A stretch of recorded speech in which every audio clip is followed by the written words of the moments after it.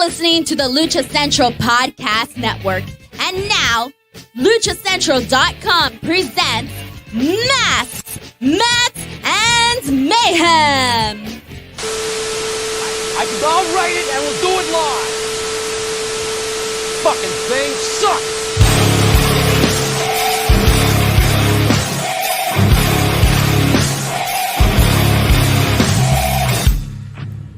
Welcome to another edition of Masks, Mats, and Mayhem. I am your host, Justin Outlaw Harvey. You can find me on social media at JustinHarvey75. You can find the entire show on social media at MMMShow75. And that over there is at Byron Fever. Catch it. You still right. I just know to go. Still did it wrong. Whatever. Anyway, look, another really boring, dreadfully dismal week of wrestling news. Like nothing happened whatsoever again for like the fifth week. No, it's crazy, Byron. Why is all this crazy stuff happening? I don't know. I do think though it didn't reach the peak craziness that it could have reached because Ric Flair was unsuccessful in his attempt to die in a ring this time. But there's always, 5 years. He did not. Okay. I agree. That is absolutely where we should start. Even though, the title of this episode is Triple H getting the book and Flair writing his last chapter. I want to start with the chapter of Ric Flair's book because, first of all, that chapter was written a long time ago. And multiple times at that. Like, Ric Flair's career has ended over and over again. And cutting right to goods, I will say that, like, the post-match interview with the Shiova one, Shivi one? Tony. The other Tony. Skivone? Not Scaboni. Anyway, the post-match interview pretty much told you everything you needed to know. Like, I almost recommend if you haven't watched it yet and you're interested, watch the entire thing backwards because the most telling thing of the entire night was like, first of all, they're going to empty the locker room. Everyone's got stuff planned, but Rick is already out in the crowd and there's no getting him back into the ring because like physically that's not happening. Like, when has it ever happened that a dude has just wrestled a match and, rolling back into the ring was a near impossibility when there wasn't an injury? Like, that was just not in the cards. So they did the entire thing on the fucking mat. The whole locker room was poured out, trying to, like, cram themselves into this one little corner. And then Ric Flair is, like, not cutting a promo by any stretch of the imagination. He's just like, yeah, guys, I don't even know what just happened, but I hope you liked it. I don't think he said that much. He was like, oh my God. At that point, he had gotten a paycheck. He had been asleep for at least 10 to 15 minutes during the match. And he woke up to found out he won. I mean, look at the finish. Like Andrade Weekend of Bernie's him into that figure four, into the brass knuckle spot. Flair was probably asleep during the pin. What does he know? And then he's just he's talking about everyone he sees. And then he's like, I'm going to go drink with Kid Rock. Like, that was his big, epic retirement statement. Well, and technically, that match was a loss for Ric Flair because his shoulders were also on the mat. And he did not get a submission. They counted the pinfall at the end.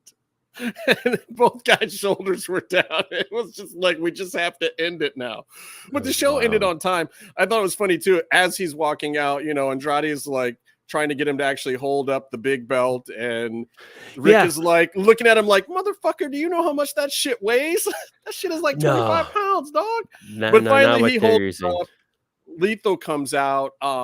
And clearly the guys were just like, man, we should let this go. But also, if we end right now, we can actually end on time and not, lose that extra money for going out of the window. So they cut it short. I wonder if Jarrett came back out too. I wonder. So that belt thing, though, was funny because they couldn't get Rick to hold the belt. Is very and the belt, I'm sure, was some sort of replica. Like, you see how Rick was holding it. It was a very nice replica, but it weighed like a replica so he could hold it. And you don't think they raided Dan Lambert's closet to get the original one? I mean, They said it. They said it was the original big belt from Crockett Promotions. I don't know. That should weigh like as much as you said. That's what I'm saying. That thing, the original big belt was like what, a 35-pound belt or something, or a 30-pound belt. No, I don't think this was the real big gold at all. I mean, just to see how Rick couldn't carry himself on his own 2 feet, and he was holding that thing like it was a piece of paper.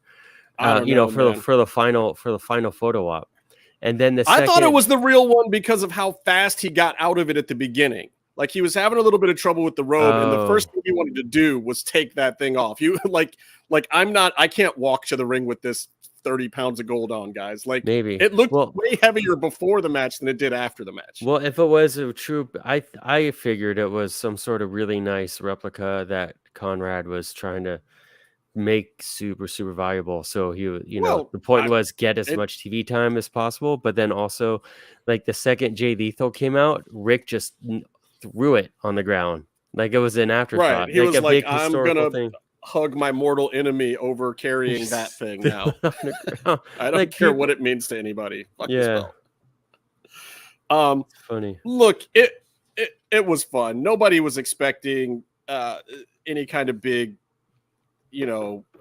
I wasn't expecting him to do the turnbuckle spot. I thought for this guy to do this match, it was laid out about as good as you could lay it out. Like everybody else is kind of doing his spots and trying to get the heel heat for it, which was great. Lethal did the turnbuckle spot. Jarrett's doing the strut and doing his version of the figure 4 and stuff. That was all great. Yeah, Jarrett was the most over and the best worker out of the whole main event by far. Bro, I almost feel like if I hope to God for his sake that there was a moment with Flair up on the big stage at the end, because the amount of heel heat that Jeff got, like you don't want to carry that into the rest of your life. Like he played it completely neutral at SummerSlam. Big weekend for Jeff Jarrett, by the way. And he was at StarCast the whole weekend. Like, I don't know how he did all of these things, but apparently Jeff Jarrett is just everywhere at once. But I was thinking, doesn't he have a desk job? What's he doing here in a main event? But also, no, but his desk job for WWE is he's the head of live events. Mm-hmm. Like, this is exactly what he's supposed to be doing. He's supposed to be the man of the people out and about and understanding where having your finger on the pulse of every city that they're taking a live show into, whether it's a house show, TV, doesn't matter. That's Jeff Jarrett's official job at WWE, though I'm sure now under the new regime, he might have bigger and better responsibilities, hopefully for him. Mm-hmm. And WWE was fine with him doing all this stuff. And that's also very cool.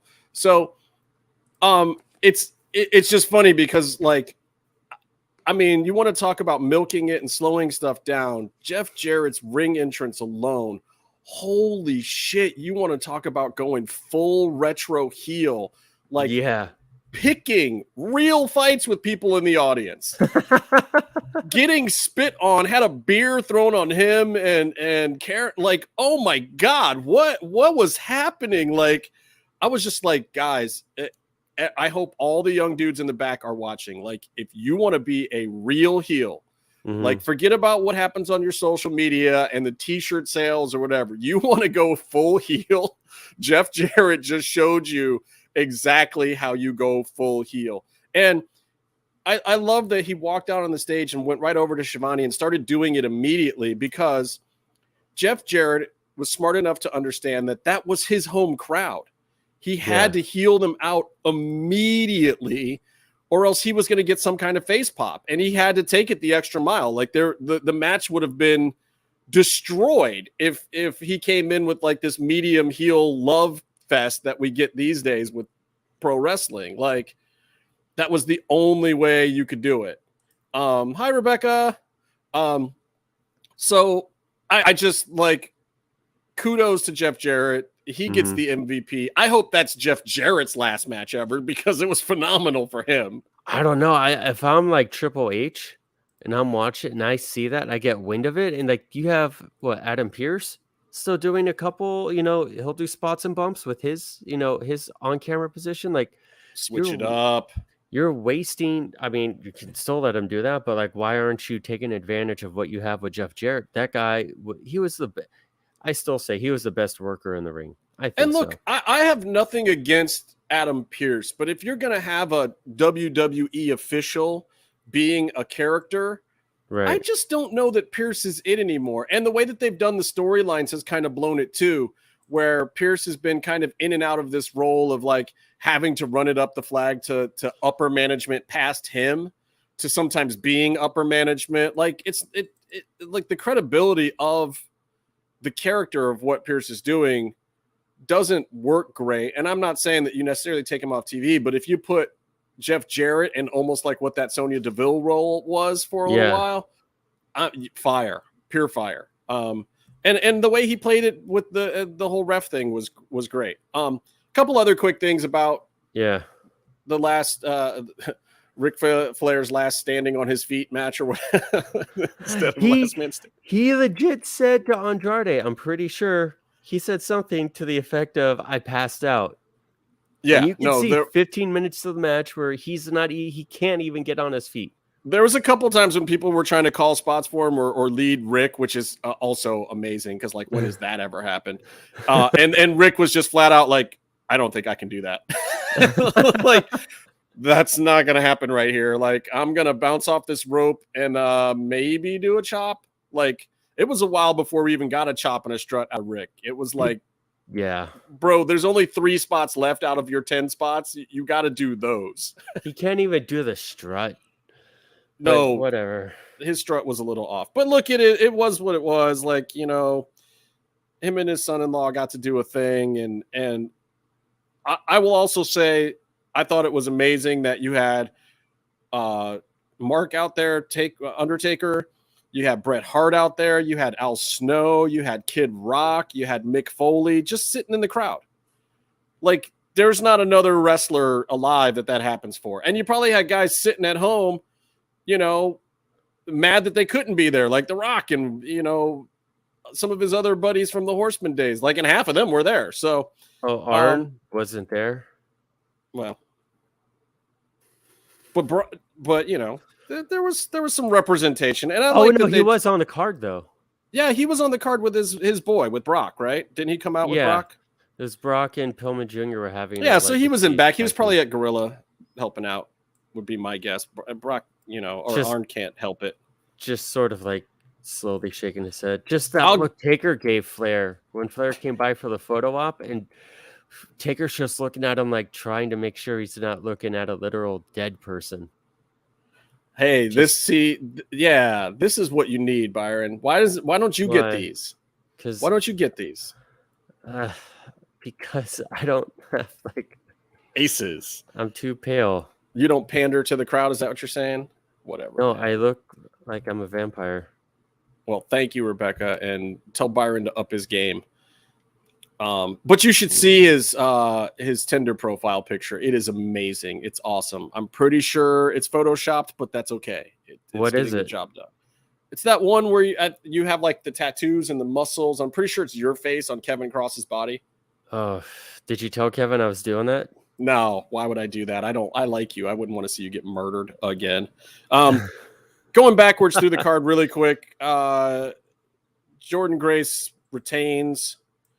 In a 3-way. It was whatever. It was fine. Good Lord. Jacob Fatu, though. Defeated Josh. Look, that it was a DQ, right? That was the finish. But anyway, Jacob Fatu just looking better all the time. I've seen him a few times in the past couple of years out on the indies. Byron, we saw him at MLW, didn't we? He was still champ then? We saw him at MLW. I saw him at the Circle 6 shows, I'm pretty sure. Saw him at Circle 6, and he had a good match with Cross, and then he had, I think, another one. If I'm remembering right, he had a match with Schlack, who was the match to see would have been would have been Fatu and Cross, but whatever. Yeah. Like if you don't know about Jacob Fatu, he's Samu's son, right? He's not one of the Rikishi kids. He's one of the other guy's kids. I can't keep track. I'm not gonna. He's in the Inouye family, though. He's one of the He's the next one, and it's amazing that he's not. I mean, like, if I was WWE, I would sign that guy and put him in the Bloodline right now. Well, if you looked on like, Twitter, he would be the U.S. champ, and the Bloodline would have all the belts because he's freaking amazing. If you went on Twitter, that was the response.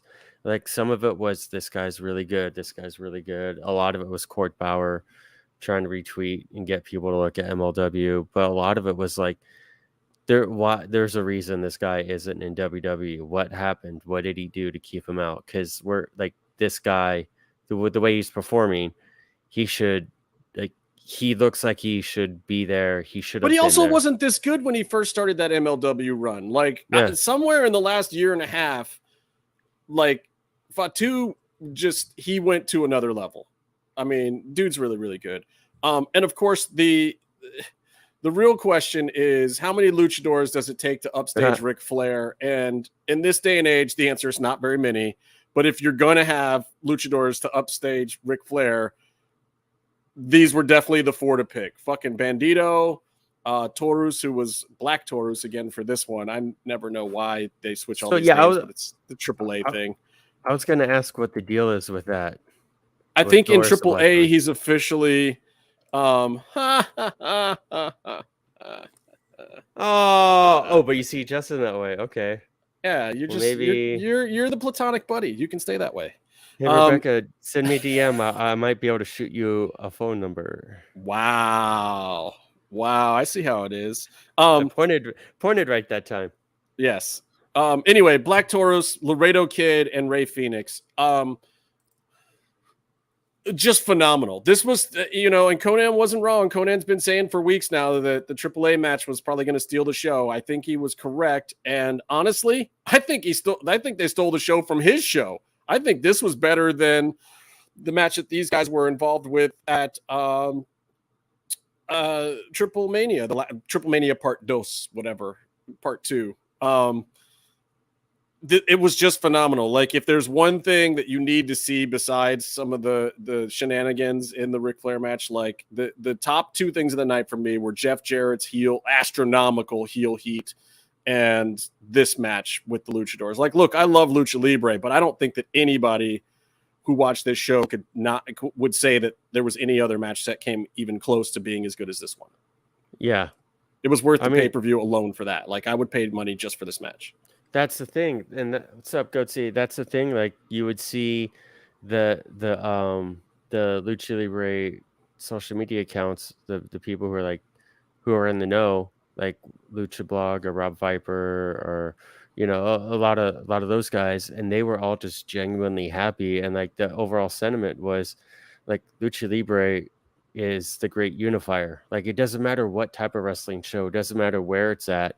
If you put 4 great luchadors in the ring, give them at least 10 minutes, 15, however long, they're going to get over, and everyone is going to have a great time watching their match. It's just an objective fact, objective experience.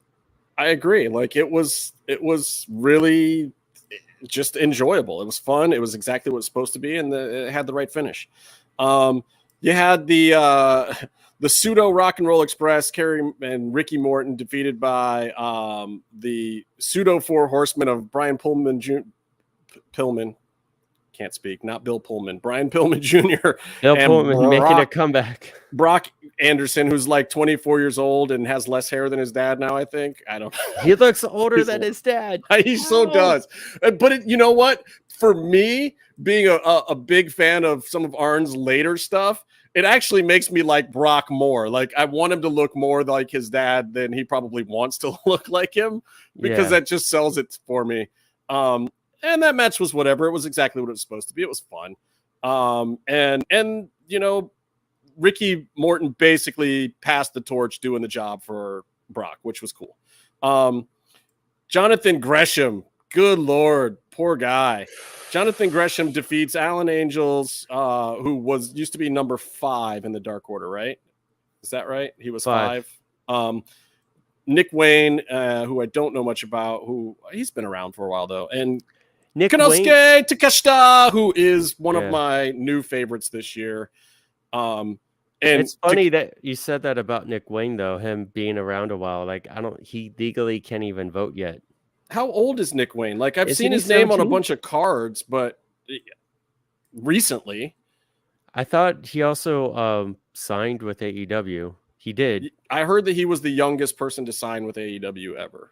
But isn't he 17 years old? I don't know. We'll have to find out more about youngster Nick Wayne. But he put in a decent showing here. But the weird thing to me is Jonathan Gresham goes over because this was kind of an eliminator for the Progress title shot. So Gresham will get the title shot at Progress for this. But Takeshita looked like a huge star. Like huge star. And Takeshita is still relatively new himself, but man, I gotta say, like somebody needs to ride that rocket to the moon because Takeshita is really one of my new favorites out there, and he looked the best in this match. This match was good for Gresham though, because Takeshita is like right at the size limit of what looks good with what Gresham does. Like this looks so much better than having been up against Claudio the last time we saw him. That was just gross. Like it was not a gross mismatch. It was just gross. Like it made me feel icky inside. I didn't feel good. One of my favorite tweets I didn't watch. All I watched of that show, though, by the way, was the Ric Flair match. Woo! But one of my, I was watching the rehearsal. That seemed like I'm a bad wrestling fan, but that seemed like a better use of my time. I don't necessarily think that you were wrong. I mean, this is basically a cool super indie show. But my favorite, what stuck out to me, because I did see like a cool thing that Gresham did, and he looked really good. But I saw a tweet summed it all up. Gresham wore his actual gear for this match and tried because he knew he was going over in 5 minutes. Right, exactly. And it was a short match, but that was good. It was the right amount of thing for this thing. Davey Boy Smith Jr. loses to Killer Cross, which I'm fine with. And apparently this match got a little bit of heat online. I didn't have any issue with it. In fact, I thought it was better. I thought it was better than I was expecting it to be. Like, it's no secret that I'm not a hater on Davey Boy Smith Jr., but it's just not really my thing. There are matches and times and places for him, I feel like, but I was hoping Cross to draw something a little more dynamic than what I thought he was going to do with Davey Boy. But I like the fact that they threw a bunch of spots. I kind of liked them no-selling each other a little bit. I thought that was probably the best look for Davey in this, or Harry, or whatever the fuck you want to call him. Harry Smith, Davey Boy Jr. I don't know. Yeah. I think it's funny because I think on the flyers he was listed as Harry Smith, and then when Showtime came around, he was actually Davey Boy Jr. Which might be an MLW thing. I don't know, because I think in MLW he's Harry, right? I thought he had been for all, but I think he was able to get his dad's trademark around the time they were going to do the Hall of Fame. Then Harry got signed and then released, which I think they probably only were planning to hire him for. Well, by the time this match started, they were calling him Davey Boy Smith Jr. He got the name back. It's like Cody getting Rhodes when he was still out of, not in WWE. And then what was probably the second or third best match of the night was actually the opener of the Motor City Machine Guns, Chris Sabin and Alex Shelley versus the American Wolves, Davey Richards and Eddie Edwards there. I think I missed the other, the Dim Boys match somewhere in there, but it's whatever. It was a cool show to get a bunch of people in front of a big crowd and a bunch of people involved in a WrestleMania weekend type event, and also to get kind of a very Forbidden Door type, a real Forbidden Door. And this is the way that I hope super shows like this go. Like, look, all these companies do not have to play nice with each other from day to day, from week to week. But when it's something special, like when Impact did that 20th anniversary thing, or when you've got something like this where it's Flair's last match, it's out on the indies, it can only help. It's on the big weekend of another show.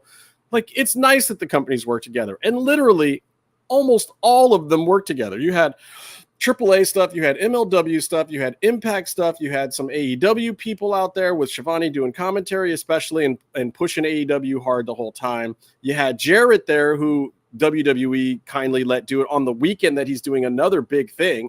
And it was already announced. I think that his angle with Ric Flair for the weekend was already booked before his SummerSlam thing. Probably. And it was this was all while Vince was still in charge too. So this was like okayed by the big boys. Like this was no fluke. This wasn't Jarrett going rogue. Like he was allowed to be there. They didn't mention WWE very much.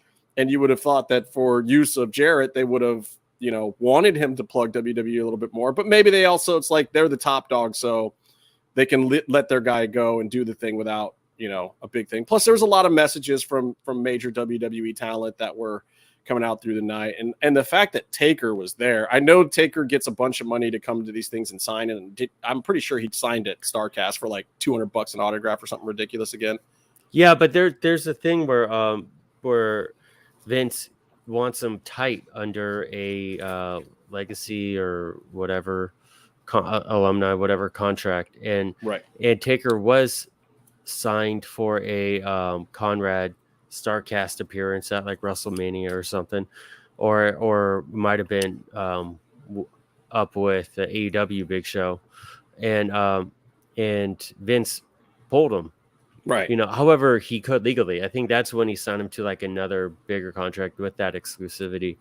And so, yeah. Well, and I wonder how people are getting around some of this stuff now. Like you see Natty is doing a bunch of YouTube and this, that, and the other stuff and monetizing, but she's doing it under Neidhart. She's not using her WWE stuff. And honestly, to me, all these performers should be allowed to do that. Like if you're doing it on your spare time, you're not using your gimmick name, and I believe that isn't what's his face New Day guy doing that as well. Like for Up Up Down Down, he uses his other gimmick or his real name or something. Creed? Like a lot, yeah. I mean, he's been doing it for a while. He's been establishing and just working towards to the point where they mention it on WWE, brand. But it's not a WWE product, right? Right, but I mean, Up Up Down Down became WWE, but Creed is also doing G4 stuff. And he's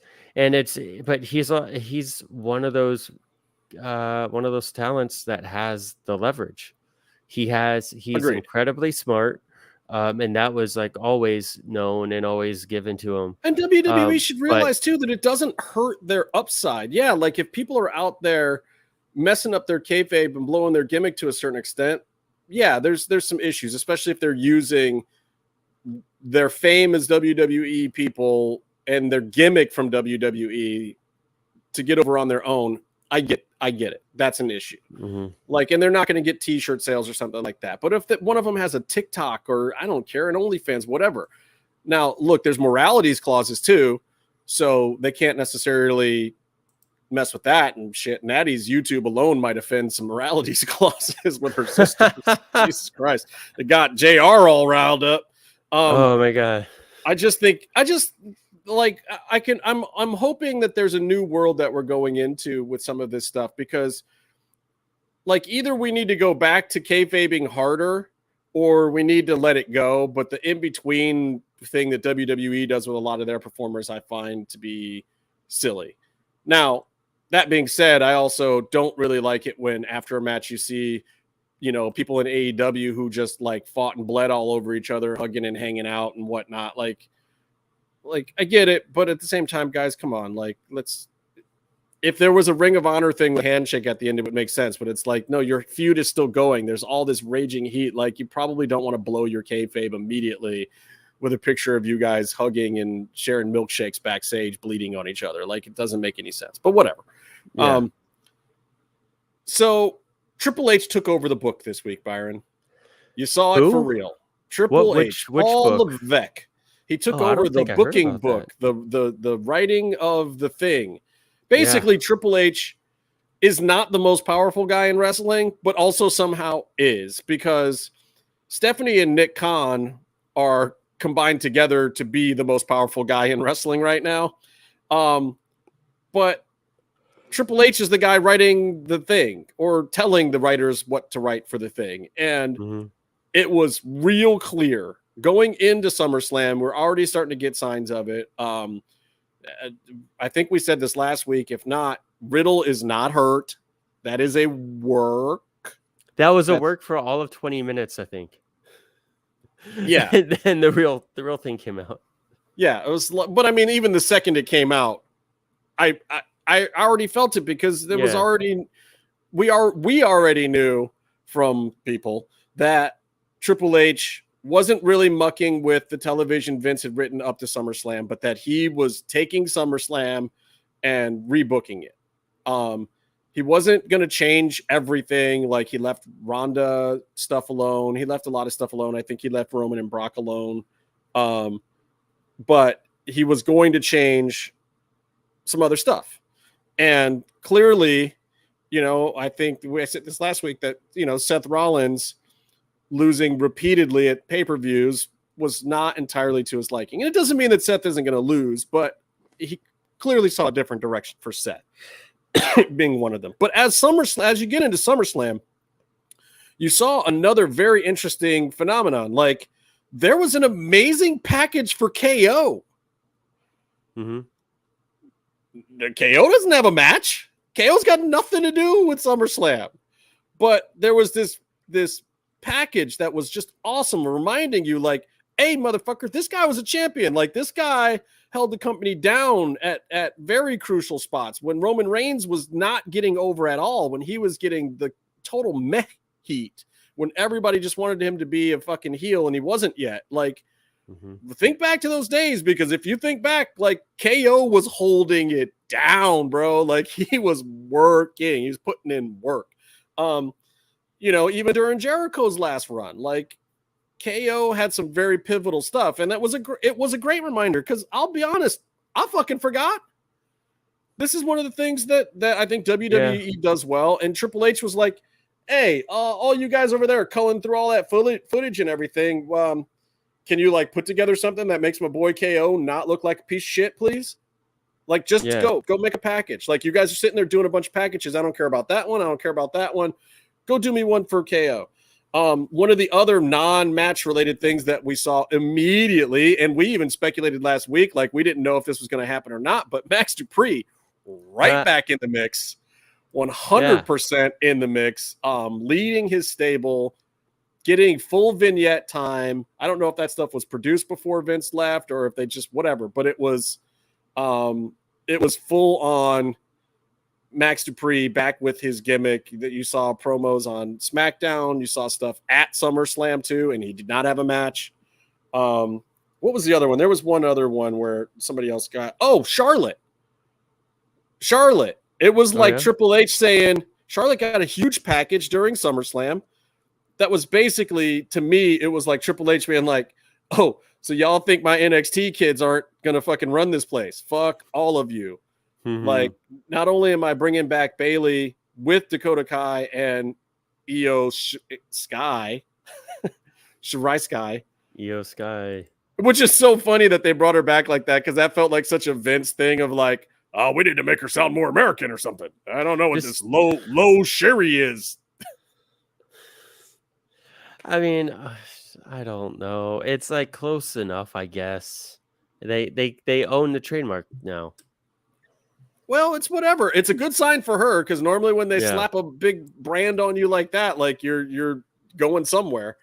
Though you might not have known that from watching Raw. But so SummerSlam real quick. Bianca Belair defeats Becky Lynch. Solid match. Becky shakes her hand afterwards, gets the face turn.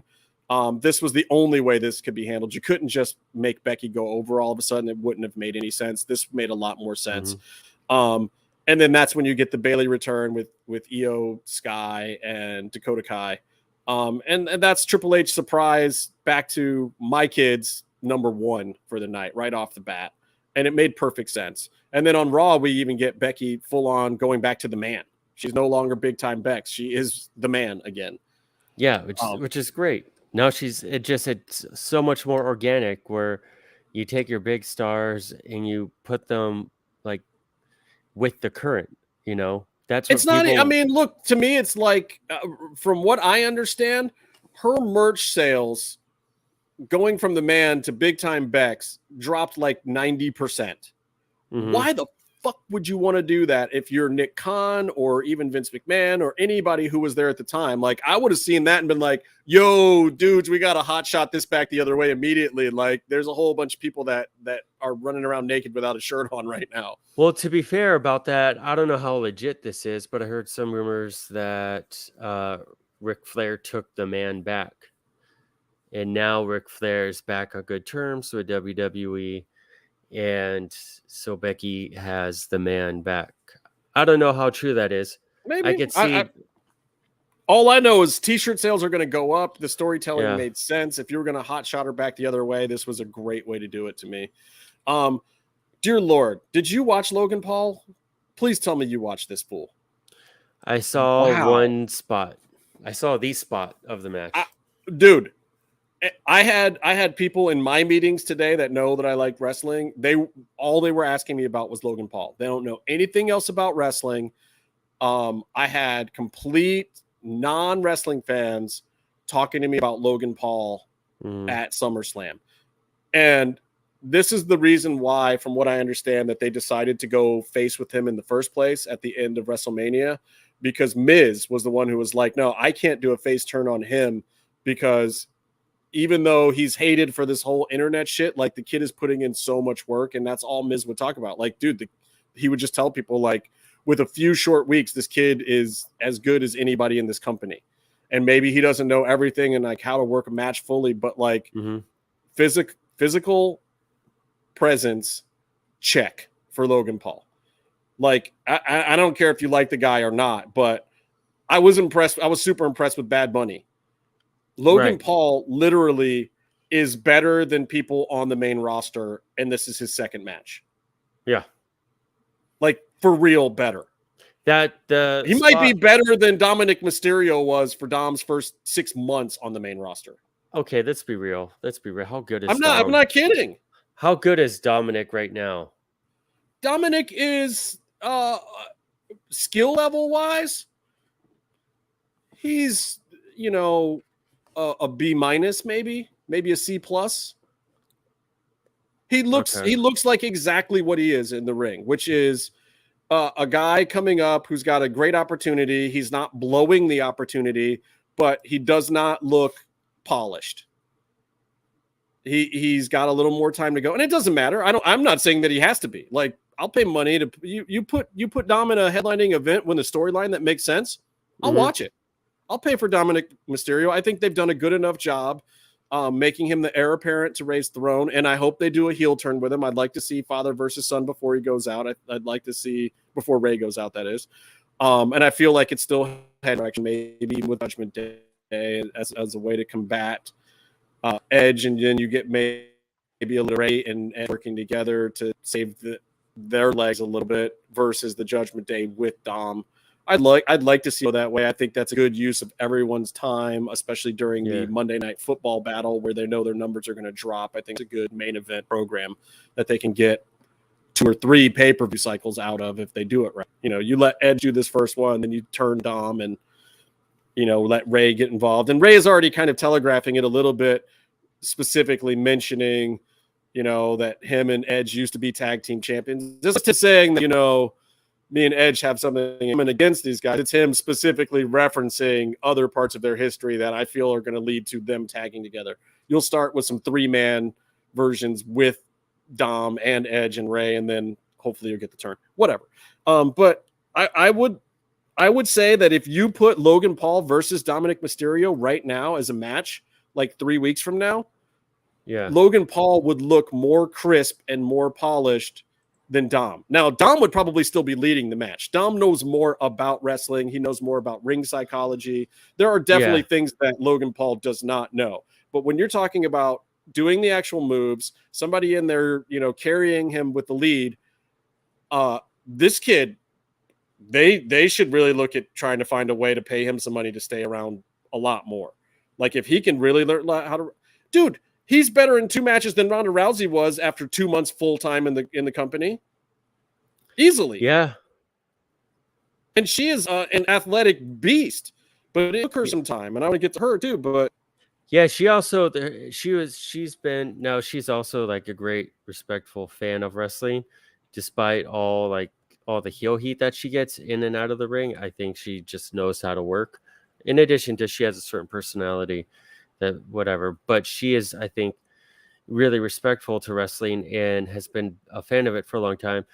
But her big match with Triple H and Stephanie and that big WrestleMania match, that was like Hogan Warrior, where they practiced it in a warehouse or something for like months and months and months, and only that, and she did good doing that. It was a great match, but like that's not the Logan Paul, Logan Paul sort of experience. He's being trained to be a wrestler, and he's showing up and doing the match that he's booked in, sort of thing. Look, the simple fact of the matter is Miz is right in everything that he was been saying to people backstage about Logan Paul, which is, don't get it twisted. This kid is putting in the work. Like, we have to respect that this kid is putting in the work, because he's going to bring eyeballs and he's going to make all of us look good. So we owe it to him to make him look as good as we can and to let him try some stuff. And I mean, he did Charlotte's moonsault to the floor. He did probably the best frog splash I've ever seen through the announce table. I saw that. That was amazing. We've seen some great elbows from the top of the post, but from the ring post to and through the table with frog splash that lands correct on the guy, safe for both dudes. Absolutely picture perfect. And it's fucking Logan Paul. Like, I'm flabbergasted. I'm like, what? I wasn't expecting that shit. How do you practice that? How do you practice that jump? He's literally been practicing jump, and he's got 2 videos where you see him doing a bunch of those kind of jumps and frog splashes and whatever. And it's like, okay, I'll give it up to the dude. I don't know where he got it from, but this is why these brothers took something, both of them, and took nothing and made it into something pure. Like, I don't care what anyone thinks, but I still got heart for me. Like, I have respect for that. Like, I don't necessarily like everything the dude's about. I don't like everything the dude has done, but this is a guy that 10 years from now will 100% be able to say, I did it my way and I put in the time. Like, if he keeps doing this kind of stuff, whether it's boxing or MMA or wrestling, he's shutting people up and proving them wrong. It's pretty amazing.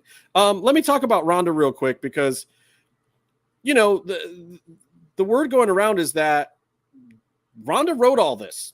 Ronda came up with the whole Liv thing. She wanted Liv to get the belt. They gave her some choices. They kicked around a lot of different creative, and she was happy to do this thing with Liv. She wanted a slower burn to heel that made sense. She did not want to be hot-shotted. She did not want to swerve and turn all at once. It has been a great slow burn as she's kind of slowly relinquished the crowd to Liv in this whole thing. And it was her choice to put Liv over.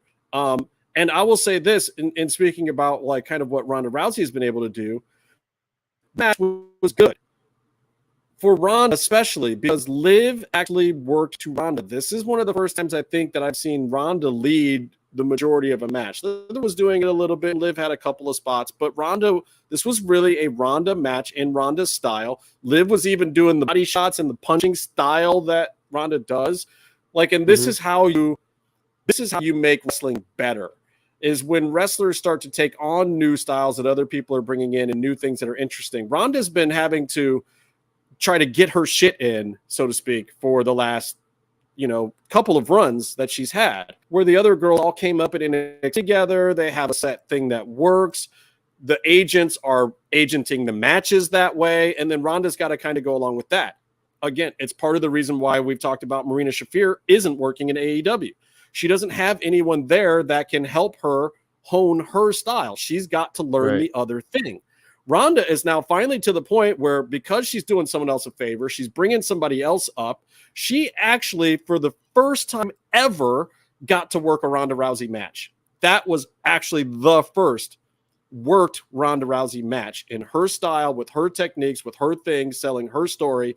And come to find out, Ronda Rousey actually knows how to tell a wrestling story in the ring with her body, with her moveset. She has the wrestling mentality. She just all along wanted to do it this way, and she wasn't wrong. She just didn't have a dance partner. Liv Morgan 100% danced for her, danced with her, was thankful to her for having the belt. Like all the Liv Morgan shit you hear about her is also true. She's not the greatest wrestler. This isn't a long run. She's not destined to stay at the top. This is her moment in the sun, but I love how she's playing it. I love what she's doing with it. And I love that Ronda is the one to champion her and give her a chance and that they're working together. This is what wrestling needs. It needs workers working together sometimes. Any thoughts on Ronda? No. Or Liv? Are you happy with Liv as the champ? I guess. I mean, good for her. That's the thing, good for her. WWE does this sort of stuff, which is cool. And they definitely made it work. They made it count. She's not really the champ, like with all these talents coming back. She is the champ, but she's earned her spot and she's earned what she's going to get out of it. But I mean, I think it's good because this is showing that she has earned a spot. She's not just an afterthought anymore. She's not going to stay at the top of the card, though. Like, she can't. She's not a top of the card person yet. It's a great moment. And definitely, I was really happy that she won. And it's great she got a defense and all of that. And she's earned it. And it's, and the storytelling, character work, WWE, it's the best in the business. And when they are focused and they want to be.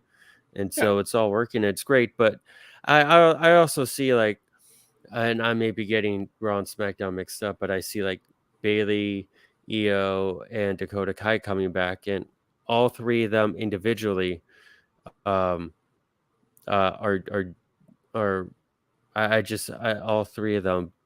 I'm not saying deserve, but have put in the work and established a credibility to them for themselves that would all of them have more credibility than Liv. Yeah.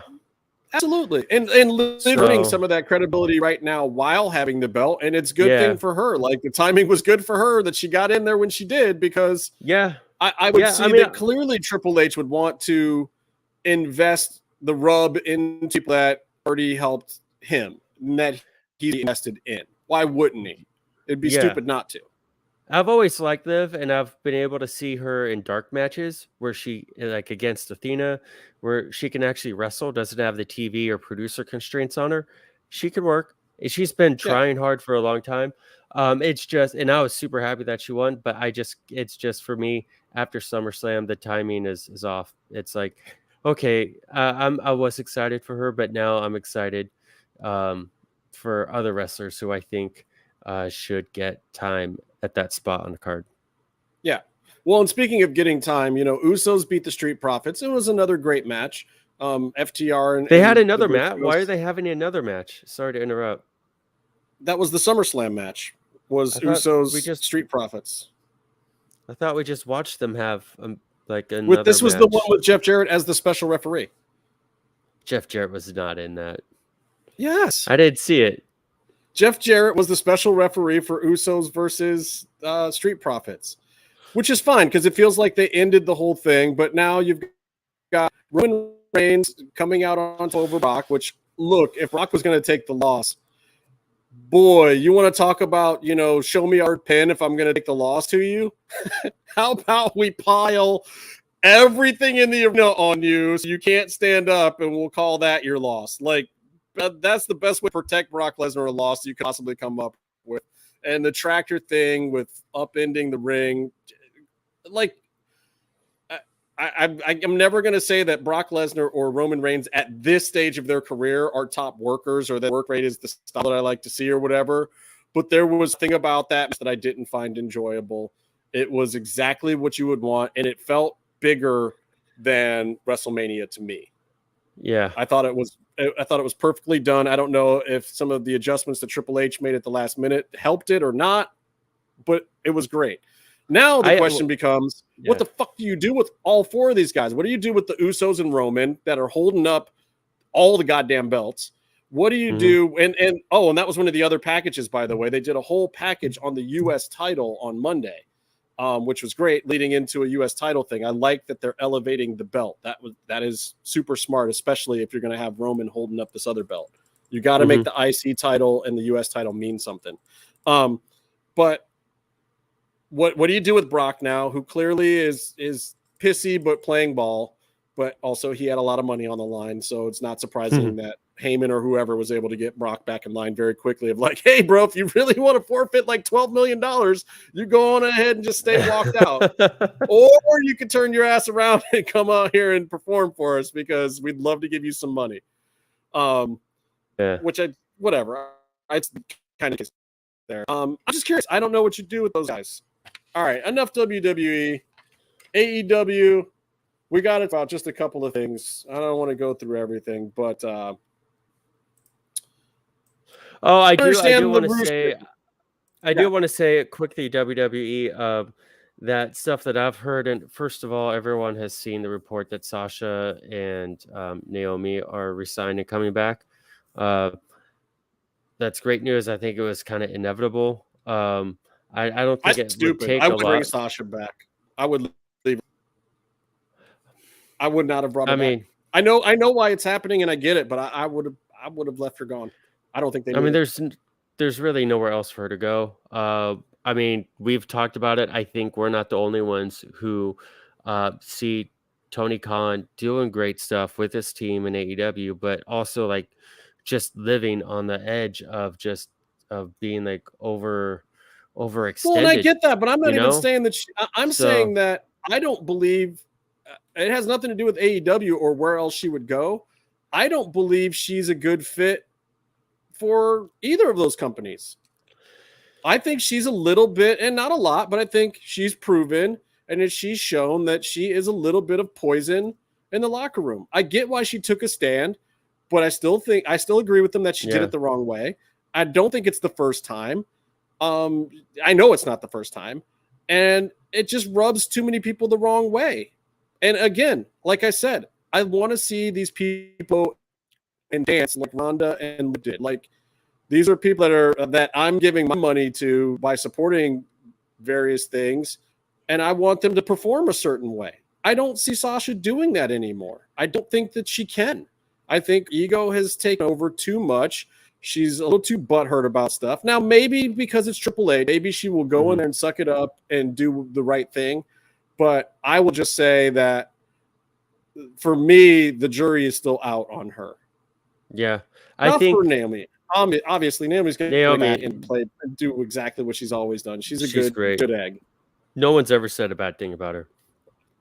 Yeah. No, I think just the whole AEW company may not be able to handle Sasha as a star in her presentation, and then also as a talent that requires attention and care and whatever the nice ways you say of how it is. Right, but I mean, so then she's Braun Strowman, like, because Braun isn't desirable for AEW, and WWE didn't want to pay the money anymore. So then, he's just going doing his own thing somewhere else altogether. I mean, I feel like Sasha was in that realm. I think Sasha's a much bigger star than Braun. I think Braun, if his star shines brighter than Sasha, I think it's been for a much shorter, less proven time. Braun sold some pay-per-views that I don't know. Sasha's been in some big matches and some big moments, but I don't know. At the height of Braun Strowman's career, there were a couple of pay-per-views that, like, he sold it. Like, he's the reason you watched. No, he did. I don't know that Sasha had that moment yet. What she did with NXT and like had a main event in a big stadium on an NXT show that was piggybacking WWE shows. So that it's apples and oranges sort of thing. But I also look like Braun, when he was getting hot, he looked like he was the guy to beat all the top guys, and he was supposed to, but I feel like they kind of messed up his credibility in the show. Yeah. But also I feel like he's a guy that's going to come back one of these days too. Like, I don't think we've seen the last of Braun in WWE. Hopefully he needs to be able to pay bills, and he has that talent. And but I also think, as far as Sasha being difficult, you have Triple H and you have other people like Paul Heyman is back in the system, and he's helping everyone out in the top of the card, like Ronda. When Roman, I'm sure we talked about this, but like when Roman turned heel, Vince said to Heyman was make it work, and Heyman made the whole thing, and he made it work. And like this is like a wrestling genius that we've seen him excel in some areas, and he's very specifically given a responsibility, like top of the card type talent, and put them in a path for success. I think all of that, maybe Sasha gets access to him, or maybe it all just leads to a culture of you're coming up with ideas and you follow through with them. So the talent, when they become tag champs, it feels like they're tag champs, and they put work in to invest themselves into the character and the story, and then something can come of it, and they could do something and get their turn, and that someone else could be tag champs. But it's not like you invest. What happened for Sasha and Naomi was they invested everything, became tag champs, and then were told they were just going to be like jobbers for the champs. They're there to put the champs over. They weren't doing anything with their own belts. They weren't. It didn't make sense, and it was very, very deflating. So I think that culture is going to change in WWE. I think everyone thinks that. I think everyone is seeing that. And, the decisions creatively could be whatever. You can agree or disagree with them, but they're going to be a lot more consistent and coherent, which means a lot, I think, to a talent. We'll see. I mean, and I get that. But also, like, it's the WWE. It's always been that kind of rodeo.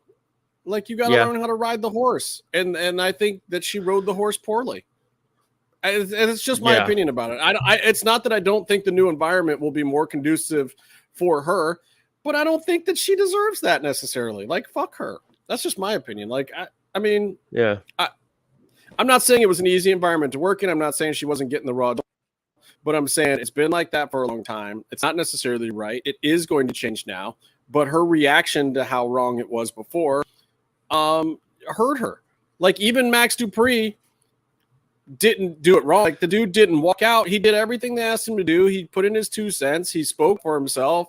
He told McMahon exactly what he thought about something, but he didn't threaten to quit. He didn't hold up a match or fuck up a TV card that was already timed out. Like, this is the shit that you just don't do. There's too much riding on the line. Like, so you're going to fuck up everybody's money. You're going to fuck up how this whole is timed out. You're going to fuck up the sponsors' commercial breaks because you don't like what we told you when you came in today. So you're just going to fuck up the whole night. And like, if you want to walk out on Tuesday, walk out on Tuesday. Make a stand, put your foot down or whatever. But if you come in on Monday, they got something bad for you for TV, and you're pouty and pissy about it, and you fucking walk out, fuck you. Like, that doesn't mean that you have to go out there and do something really, really bad. Or maybe you go out there and go into business for yourself a little bit. Like, you shouldn't go out there and do a spot where you think you're going to get hurt or something that's going to be offensive to your nationality or something, whatever. Yeah, there's certain things that but no, she didn't like that freaking Nikki ASH and somebody else were in the match and that they were jobbing out for the real champions. And like, you had creative differences for a day that you were being disrespected. No, it wasn't just that match. It was, they were, as tag champs, they were both being fed to put over the single champions as opposed to having their own. And it's like, I get it. And that's the straw that broke the cat's back that night, because they were put in an angle purely to start angle for other people. They were completely the afterthought, and they were looked at as being at the same level as like Nikki ASH and Willow or whoever was in that match. Not Willow, Dewdrop. They were being looked at as they saw as, okay, so you're basically saying we're at that level with those guys who, and you keep making us work with them, and like, it's not even working. It's nothing. I get it. But that's still just not the way you handle it. Like, look what Mox did.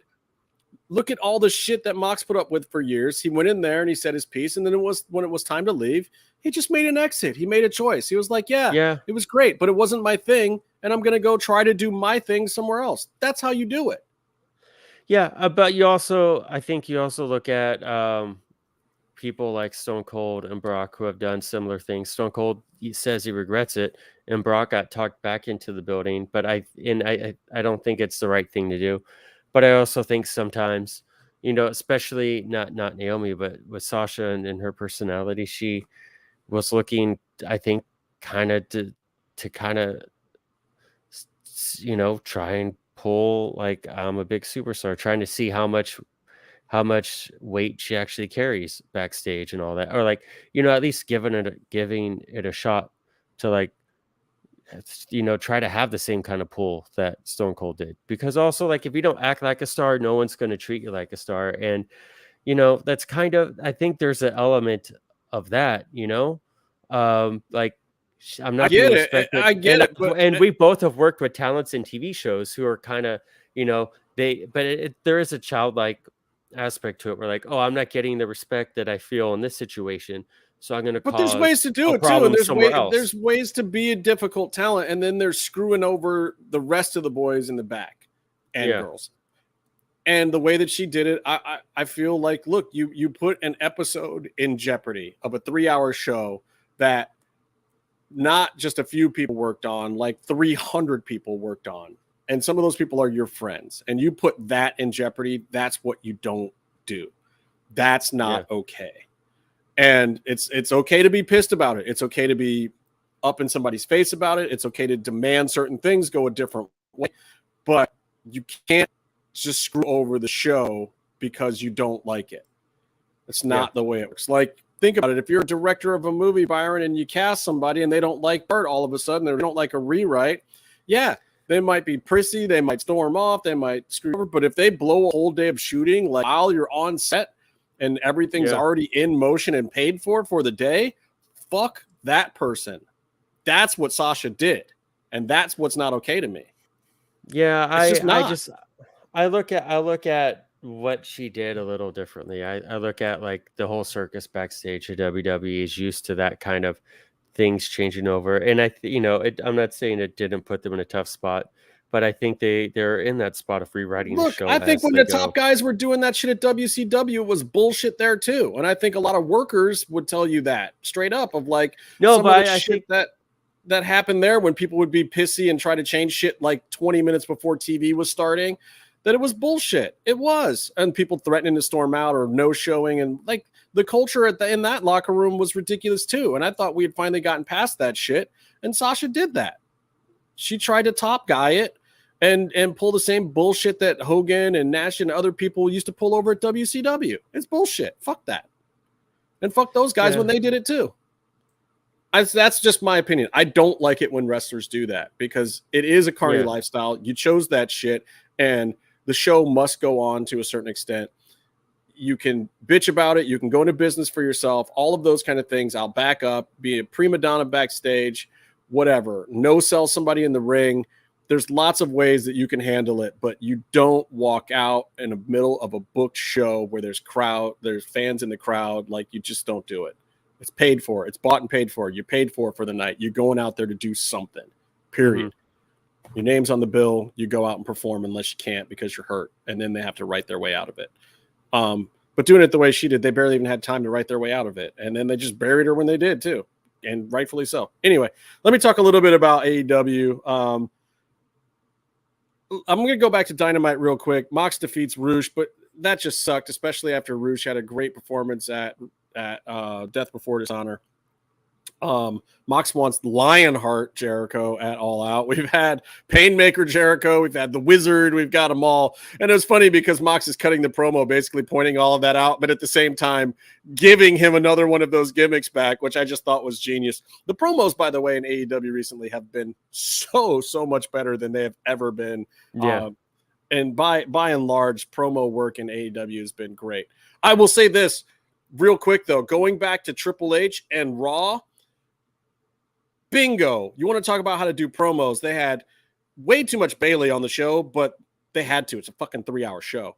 But I love how, the interviewer kind of catches Bayley and the other girls backstage, talks to them, and they're walking out. And then the next group of guys comes in, and those guys cut a hot promo. I hate the promos where they go stand on a set and do this thing. And the ones in AEW haven't been working recently either. So, like, fuck that also. Anyway, the in-ring promos have been great at AEW recently. Yeah. Ricky Starks beats Danhausen. Hook beats Ricky Starks for the FTW title. Ricky Starks cutting his "My Time Was Last Week" promo was great. Yeah. And then the hot shot. turning Hobbs immediately in that moment. It worked. The ratings were up. It was a hot segment. If you look at the numbers, I still feel like it's hot shotting a little bit. And Byron and I talked about it all week of what you do with this and how you can go. Like Byron even kind of called it by saying that, you know, I was joking that Danhausen should win the title and then Hook would be involved. And Byron was just like, I don't know, maybe Hook is the champ or whatever. No, Danhausen was always like the gateway to Hook to the title. Right. In some fashion. I just thought it would stop a little bit longer in Danhausen's world. But I look, I like everything that happened here simply for one reason. It is storytelling. It was a little rushed leading up to it, but hotshotting is okay sometimes if you got a good story in mind. I don't know what they're going to do with Hobbs. We don't know if Team Taz is completely dissolved or not. Clearly, Taz seems to be behind Hook now. So what does that mean for Ricky and Hobbs? And, you know, is there a place for them as both singles guys, or do you pair Hobbs up with somebody else? Like, obviously, I think Ricky can be a singles guy. I loved Ricky's promo. I loved cutting it short that way too. Oh, that was the best part of the whole promo. He says, I deserve more than 40 seconds. And then 35 seconds in, literally, was when Hobbs turned on him. I was laughing my ass off. Because I was looking at the timer and I was just like, oh no, he's at 30. Oh! It's amazing. It was so good. It was so good. But and, you know, hopefully we don't have to wait like 2 or 3 shows until this storyline gets cycled back into Dynamite. No, they got to keep it going. It's a hot angle. Please. Yes. We already lost MJF and all these other things. Like Team Taz is also like one of the more interesting, just all the people individually and together has been one of the more interesting and dynamic, consistently interesting and dynamic aspects of AEW.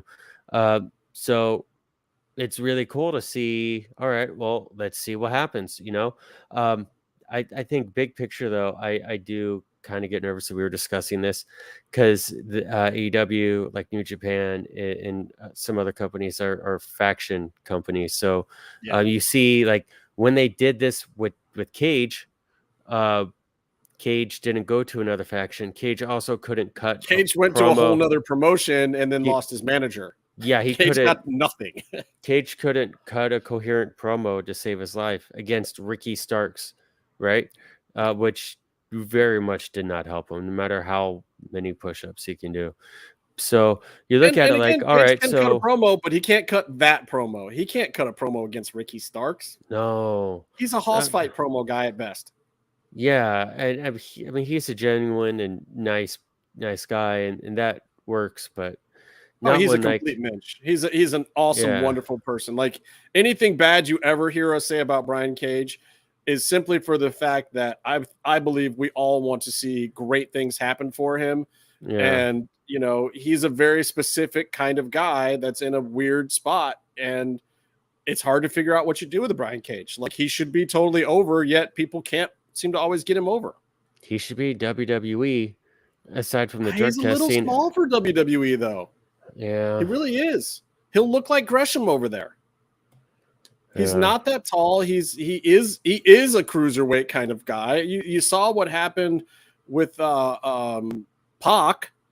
Like Pac had his run at WWE, but they can't figure out what to do with guys like that. Like you look at Pac in AEW and he looks hoss. He looks like a fucking heavyweight. In WWE, Pac is not a heavyweight. He really is a cruiserweight.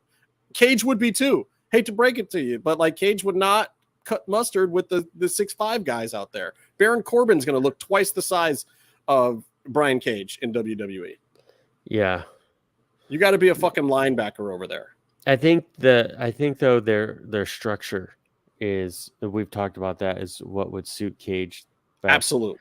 Put a gimmick on him, put him with some people, put him in Alpha Academy, let him go, has a 10-year career, and it's great. Yeah.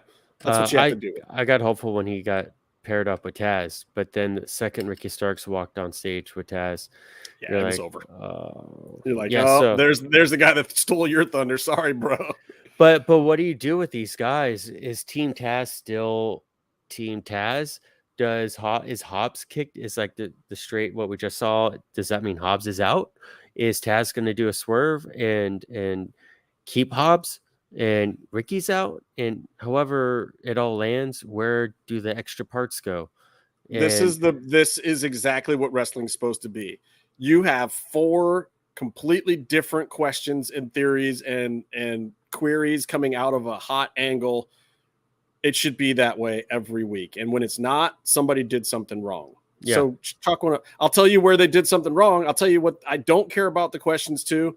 This weird fucking Hangman Young Bucks backstage thing with the Dark Order.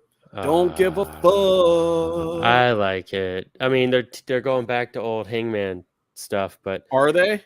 The Do I care? I watched that segment and I was just like, yeah, I get it. And I had no questions, did not care where it went from there.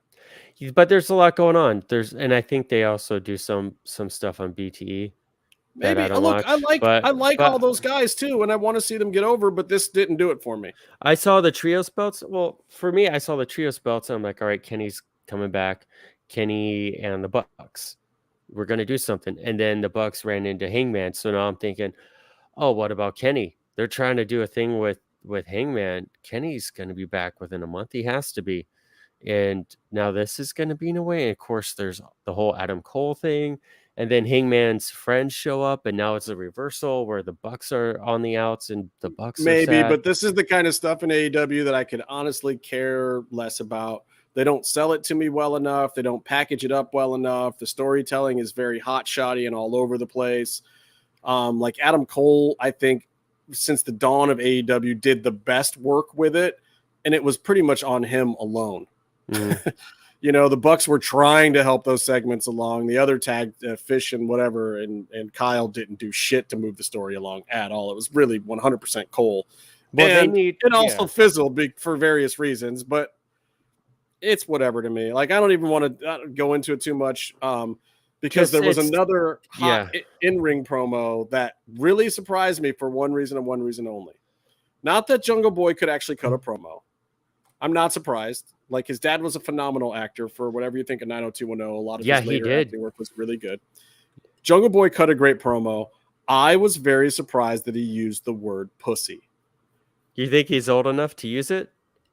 It's a word that doesn't fly on television much at all. Ooh. Even in TVMA shows, you don't see or hear that word. It's like the R word or the N word to a lot of people. And it's very interesting that he got away with it in a tough guy machismo kind of environment like wrestling, because that seems like exactly the place where you would get backlash for using that particular word in that context. This, however, also shows you how good that Christian Cage has been. Nobody cared. Nobody had a problem with Jungle Boy saying it. Nobody had any issue, because that's how much everybody wants to hate Christian Cage right now. They're like, yeah, I get it. Everyone was like, nope, you get a pass. You could have called him a Riri. You could have called him, you could have said any number of really dastardly, terrible things that are not acceptable in current society to that man. And we would have all been like, yep, cool. I'm good with that. There's no social justice warrior, nothing.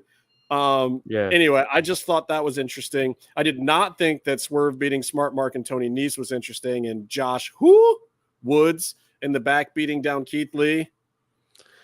Yeah, bro, can y'all do better by my dudes? Pretty please. I love Swerve. And I feel like every time Swerve gets a good chance, he's got something going. He's got the charisma. He's got the character down. The in-ring work is on point. Somebody just saddles his storyline with some nonsense, some bullshit. It even happened in Lucha Underground. Like, he would get these great moments and then his story would fizzle, or AR Fox would be hurt, or whatever he was supposed to be doing just wouldn't pan out. Like, he had 2 moments leading up to the Marty the Moth thing and then leading up to the big AR Fox thing. And the AR Fox thing was real spotty because AR wasn't there the whole time. And then whatever, they were in and out of the storyline. Anyway, and nothing at NXT ever worked out for him. Not a damn thing. Not for a fucking second. Like, he was putting in all the work and getting none of the love. Like, he was jobbing into the Imperium and shit. Like, it was just terrible. I felt so bad for him. Yeah. He finally got his faction together, and then they take some of them away. They fired a girl who was like the best thing in the faction with him. Then they gave him some other bullshit. It was just like, God damn, dog. What? Who did you piss off in a former life? He's so good. Anyway, Thunder Rosa defeated Miyu Yamashita, right? Yamashita? Yeah, Yamashita. Yeah. Look, I don't like the non-title match thing in a foreign country. I don't like any time a champion has a non-title match. I have issues with it every time. I don't like title eliminator matches in any promotion. I get what they were trying to do. I think that AEW did a terrible job explaining who this person is. I watch wrestling from other countries. I keep up on the indies. I know a whole lot of things about wrestling. I did not know enough about this performer for her to be wrestling for the title on Dynamite. Yeah. AEW did nothing to rectify that. I'm not happy about it. Yeah, I agree. I think if you watched, I mean, I don't know how big of a deal this was on Tony's radar with regards to story. I think as far as like the sport of wrestling, like they did what they did the job. They have the match on Dark, their first match, and it's good. And then they have the rematch, and it's also good. I think the first match was better. A lot of people. The first match was better. That's the other sad part about it is so then you're on your main TV show that has, I don't know, like 800,000 or 900,000 more eyeballs, and you got your champ trying to get her heat back. I didn't think Miyu was actually selling very well for Thunder Rosa. The chemistry felt a little off from what you saw from their first match. Like in the storytelling, go look it up is not storytelling. Yeah.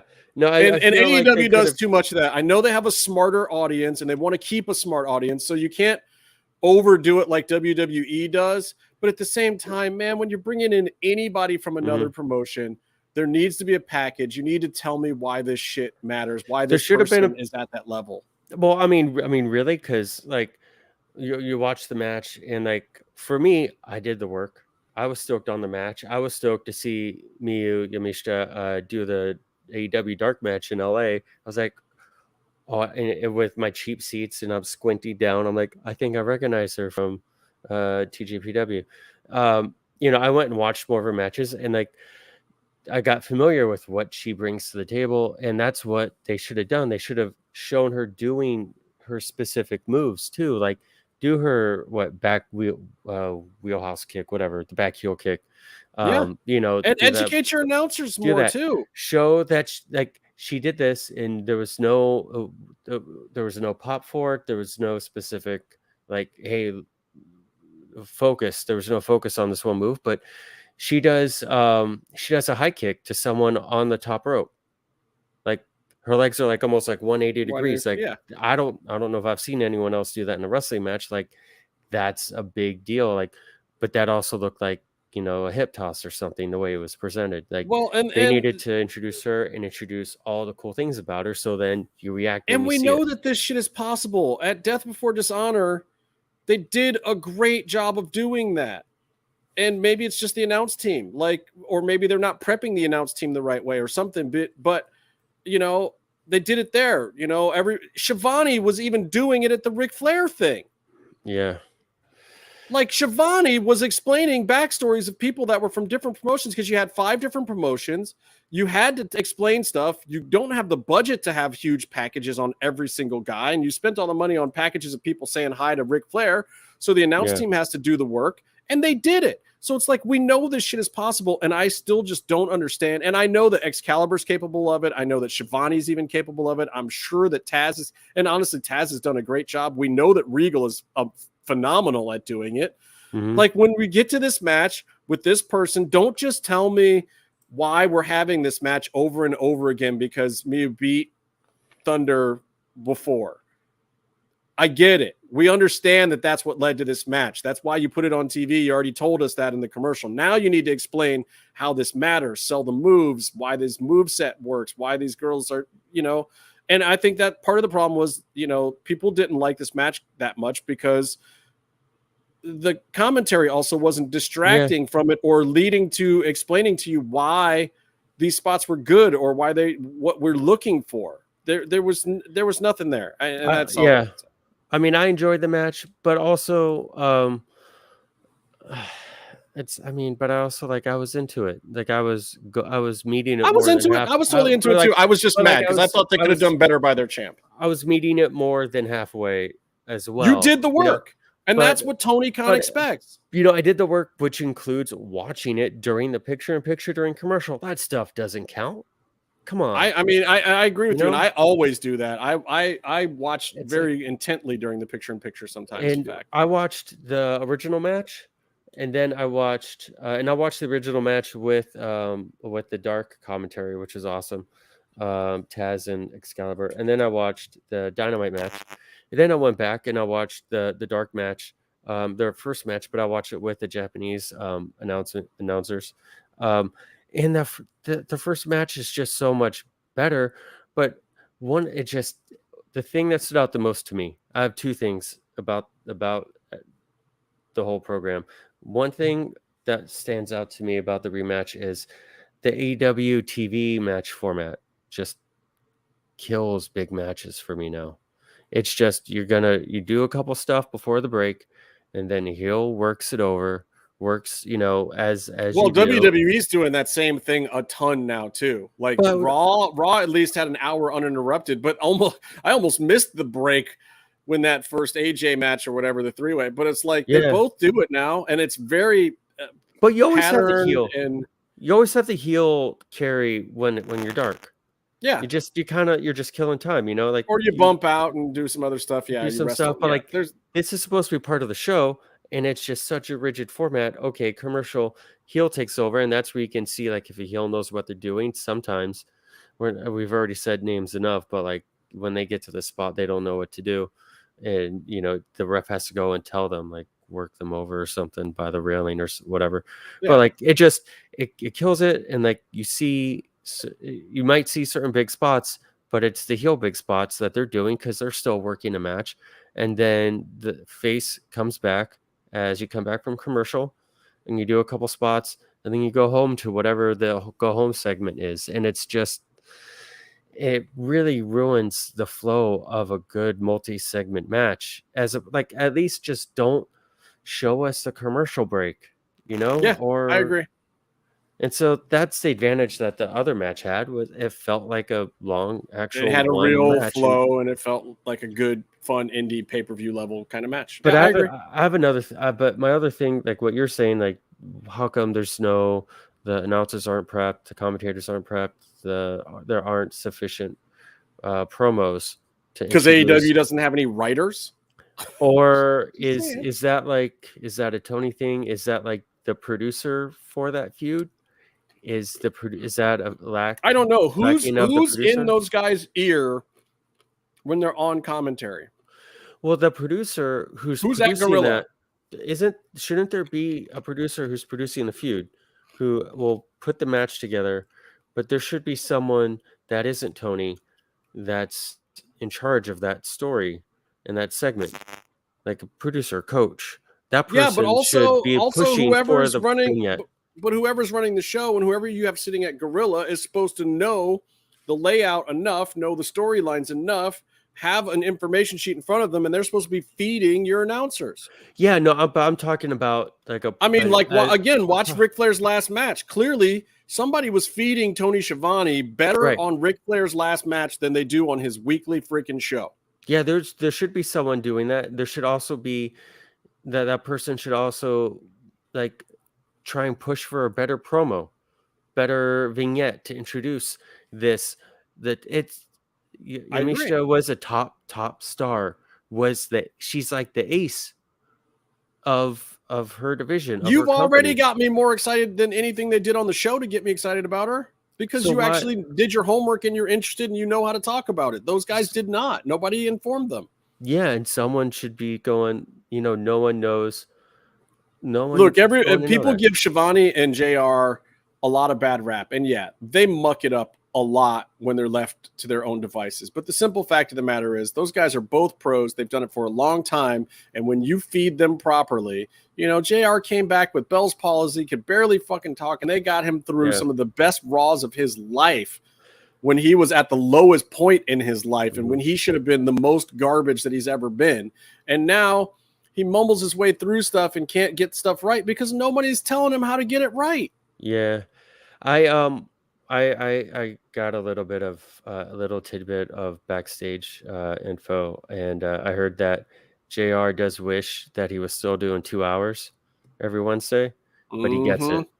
But he gets it. He understands. And I do respect that about him. Honestly, I think he has gotten better doing less. I really do. I think he's more prepared. I think he's actually on his own reading his notes and going over stuff more ahead of time. I like that they're not ringside, so they don't get their notes kerfluffled when there's a spot on their table. You know, like Michael Cole has become the master of like, well, I knew what I was going to say, but now there's no sheet. So, and also Triple H let Michael Cole off the leash, by the way, for the first time in years. Michael Cole asked him immediately, I want to try a couple things. Can I do it? And H said yes. And I don't know if anybody noticed it on pay-per-view or Raw or whatever, but Michael Cole is taking a slightly different approach to some things now. So we'll see. I think we're going to get the best Michael Cole ever. Oh, last match of Dynamite that I got to talk about. Blackpool Combat Club, Wrecking Shop. Claudio's a champion. Wheeler Yuta's a champion. John Moxley's a champion. The other guy, Bryan Danielson. Let's see. Can he beat this is so good. Mid-card guy that's on his way up that's not really there? Nope. Oh God. Daniel Garcia defeats Bryan Danielson. And people in the crowd were just, it was great booking. I have no problem with this at all. Like, we all know D-Bry's going to get plenty of time. He's going to get big spots. And when Punk comes back, whatever. Bryan Danielson's going to have his best in the world run. Don't worry about it. Tony is way too much of a mark for that not to happen. The whole goal was always to tease people along, to give them CM Punk right off the bat, make him the face of the company, which they needed to do for a lot of different reasons, and then a slow burn to Bryan Danielson being the best in the world. This is the perfect way to start that going again. I don't know how I felt about kind of faking a concussion spot. That was a little maybe in poor taste, maybe not reading the room, Tony, but whatever. No, that's not a Tony thing. That's purely a Bryan Danielson thing, and it's not the first time he's done that sort of, everyone's concerned about my neck, and he's even admitted this. It's like everyone's concerned about my neck and head. I'm gonna pretend I broke it again. Look, it's a carny business, y'all, and that was a super carny thing to do. I thought it was really funny, but with a little help from Mr. Jake Hagar, a little help, you know, we got the right finish. We got the right finish, though, Byron. I'm not mad about it. Rampage, whole different story. There's one thing that I really care about, like the Wheeler Yuta call out of Jericho. If he wins, he gets Moxley thing. That's a cluster. Again, if he's calling out Jericho, he has a belt. And I know it's the pure title, but there should at least be a discussion of like, are we fighting this under pure rules? Like, give me a reason why it's not for the belt and why it's just for this other stipulation. I hate this shit where title holders are not wrestling for the belt. If you're in a big match and you're a title holder, why the fuck wouldn't Chris Jericho want the Ring of Honor pure title? Yeah. That should have been the first thing out of his mouth. Like, okay, kid, fine, but I want your belt. Like, isn't that a Lionheart type gimmick? Like, he wants, Mox wants the serious wrestler Jericho. Right. So what better than to be the pure champion? I mean, right. Like, at least storyline wise, and then you can find a way out of it to keep it on Wheeler or whatever you want to do. But the fact that it just wasn't even addressed, the guy, I don't care what level he is. I don't care if it's a B title in another promotion, but you're representing it on your brand. The guy's holding a title. You cannot make a match for that guy and not acknowledge what it means for the belt. Yeah. That just pisses me off so much. But here's what I really want to talk about. Anna Jay versus Ruby Soho. I liked her promo on Dynamite. Like, she normally speaks like really slow. Like, just both her and Jungle Boy actually turned a corner and spoke with conviction as a real human being with passion on camera. And here's the thing. Do you know when Anna Jay started wrestling? Was it 3 years ago? 2018, late 2018. The majority of this woman's career has been during the pandemic. Yeah. She hasn't gotten a ton of time, and there are a lot of people are giving her shit for them putting her in the JAS. But there's more to it than just her being right for the JAS. The JAS is right for her. Mm-hmm. She needs to be in that faction because she has some it factor. They could really make something out of her. And there's no other place to put her where she's going to get that real education. It's a faction that gets TV time, that's going to be in hot angles. She is at the level now where she's just got to go out there at least 2 times in a pay-per-view cycle and do the work. But she's got tremendous upside. She listens, she works. They just have to keep finding ways for her to get the time in. And Ty Conti as well. Like, Ty is not bad, but Ty, realistically, as a professional wrestler, she's been an athlete for a long time, but as a professional wrestler, it's only been a few years. And they just have to find time to let them get the work. But Anna Jay is literally the opposite of Marina Shafir. Anna Jay is trying to do things too traditionally, to the point where she's waiting on moves to come to her, and she's really following the other person. She is the complete opposite, polar opposite 180 of Marina Shafir. And it's also to her detriment. She's got to start learning to have a little gumption, to start doing some things on her own, to start being a little innovative with her style and start having a style. She's literally doing wrestling school 101, which is fine. Yeah. It's fine. And she's doing it correctly. She's super safe. No one's going to ever get hurt. Everyone's going to look good when they get to the move, but she's a little off on some of her steps getting there, and she's waiting on people and whatever. She doesn't entirely have the flow yet, but I think her ring psychology and the way that she's doing it in a very traditional style is working. And I think that she's going to have a huge upside. And I didn't even realize how young she is too. She's only like 24 years old. Yeah, it's wild. She's got one of those faces where she could be 22 or she could be 32. And I'm not even saying that she looks old, but she looks mature. I didn't realize how young she was. I'm like, okay, for 24-year-old, only being in the business for 4 years, and she's conducting herself like that on national TV. Yeah. Great. Huge upside. Go for it. She was done a little bit of a disservice. I mean, it was very tragic when Brody Lee passed. I agree. Very tragic. But with regards to Anna Jay, like, she was nicknamed 99, who, by the way, just to bring everything back to me, as always, I called it out as a Wayne Gretzky reference, the great one. And then, like, you and Casey are like, no, 99 is boobs upside down or something. It's just, or something like, no, 99 is something else. And it was Get Smart. Yeah, I remember Get Smart. You fashion yourself a comedy writer from time to time. Like, Get Smart, bro. No, I know Get Smart, but it was a Wayne Gretzky reference. Okay, yeah, they're Canadian carnies. I get it. Because, Brody was, hockey fan. So anyway, but he gave her that. He got to actually give her the number as opposed to the writers or Tony. She was, I don't know if a pet project, but she was, a lot of them were like guided by Brody. Yeah, and they were afterthought people, and then it was genius of saying, like, look, all these people that you think are afterthoughts, let me have them, put them together. We'll do this thing, and they'll all get time, and we'll see where we can go with it. And we can cut angles and do fun stuff. It's so, like, she was in a great spot there where she had someone like Brody who had the skill and who had the time and who had the experience to be able, and like, just the generosity of his personality to actually, in a much smaller roster at the time as well, where it made sense. Yeah, it like to take her under his wing, and like also she got in at the right time. Yeah, and a lot of people were kind of getting set up with